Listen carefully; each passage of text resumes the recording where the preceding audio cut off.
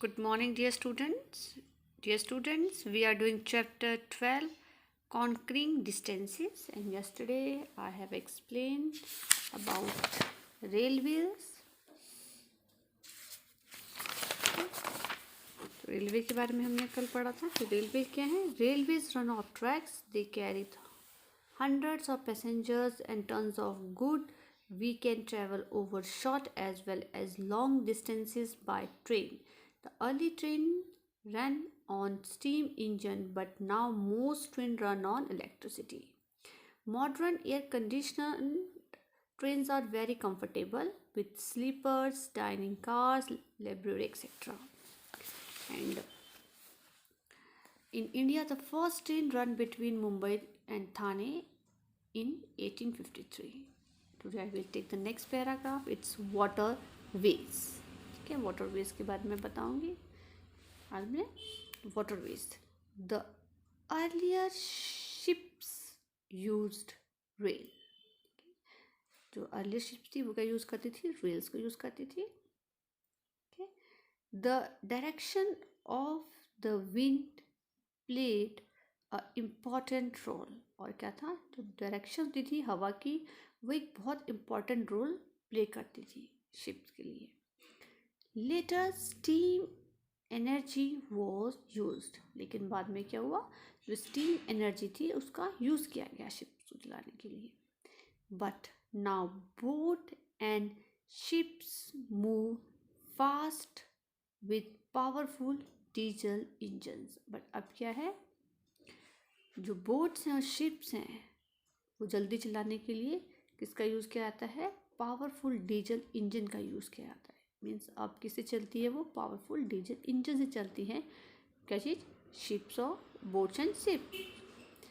Modern ships can transport hundreds of people and tons of good to far away places. अब जो modern ships है ये कह रहे हैं वह करती है हंड्रेड्स ऑफ पीपल और टन्स ऑफ गुड्स को लेके जाती है बहुत दूर दूर जगहों पर. देख सकते हैं कितनी बड़ी शिप है, आप यहाँ देख रहे हैं. ठीक है, तो यहाँ पर क्या है? हंड्रेड ऑफ पीपल हैं उनको और टन्स ऑफ गुड को लेके जाया जाता है बहुत दूर दूर जगहों पर जहाँ पर उनको जाना होता है. Waterways are less costly than airways. तो ये कह रहे हैं जो waterways हैं बहुत ज़्यादा कम खर्चीले होते हैं एयरवेज से. मतलब आपको जो कॉस्ट है वो बहुत कम पड़ती है.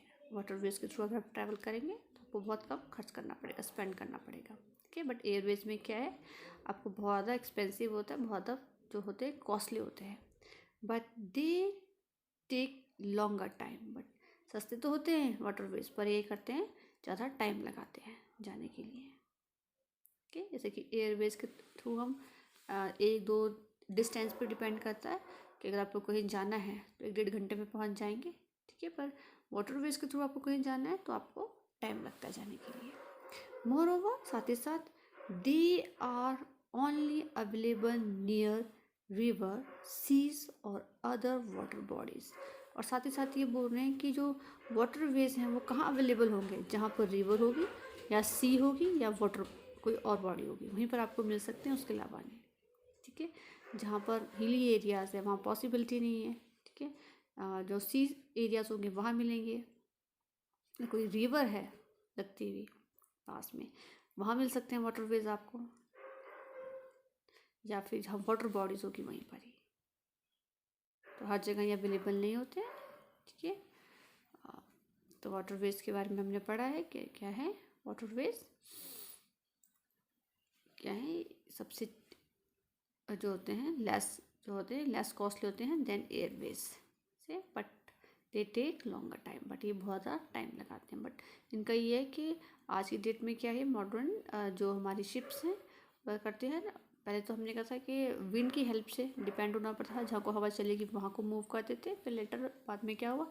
स्टीम एनर्जी का यूज़ होने लगा. बट अब क्या है? किसका यूज़ करते हैं? डीजल इंजन का यूज़ किया जाता है ताकि जो फास्ट मूवमेंट रहती है इससे इनकी क्या है इतनी फास्ट नहीं होती है. एयरवेज के अकॉर्डिंग इतने फास्ट नहीं होते हैं, थोड़ा टाइम लगता है. जैसे हमने यहाँ पढ़ा है कि एयरवेज जल्दी पहुँचाता है हमें.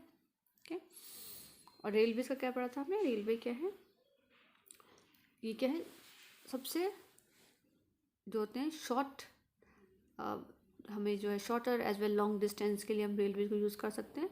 और ये क्या इकोनॉमिकल होती हैं रेलवेज, तो इनके थ्रू भी हम कहीं पे आ जा सकते हैं। सो डियर स्टूडेंट, आज मैं सिर्फ आपको वाटरवेज के बारे में बताऊंगी। इससे पहले हमने क्या पढ़ा था मैं एक बार रिपीट कर देती हूँ। People travel within the country and abroad for different reason. Some people move for better job, school or college. Some travel for business. Some travel to visit historical places and so on. People can travel by bus, car, train, metro, aeroplanes, ship, boat, etc.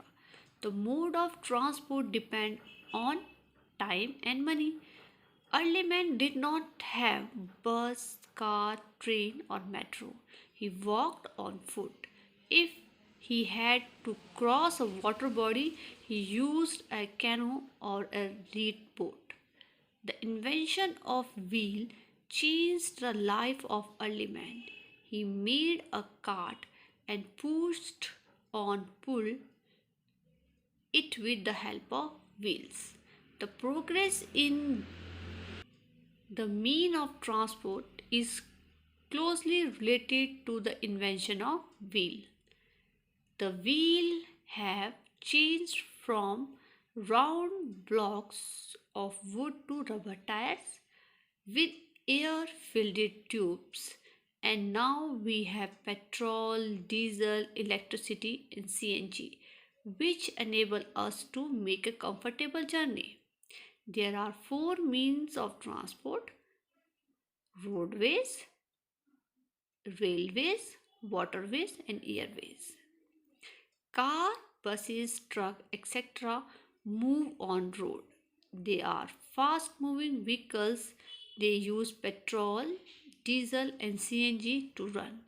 Rickshaws, bicycle, and tangas are slow moving vehicles. Trains run on tracks. They carry many passengers and ton of goods at one time.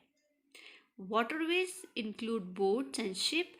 They are less costly than airways but take longer time. So dear student, that's all for the day. What will you do? You will read all this paragraph. Okay, tomorrow I will do the next means of transport. It's a airways. Thank you and have a nice day.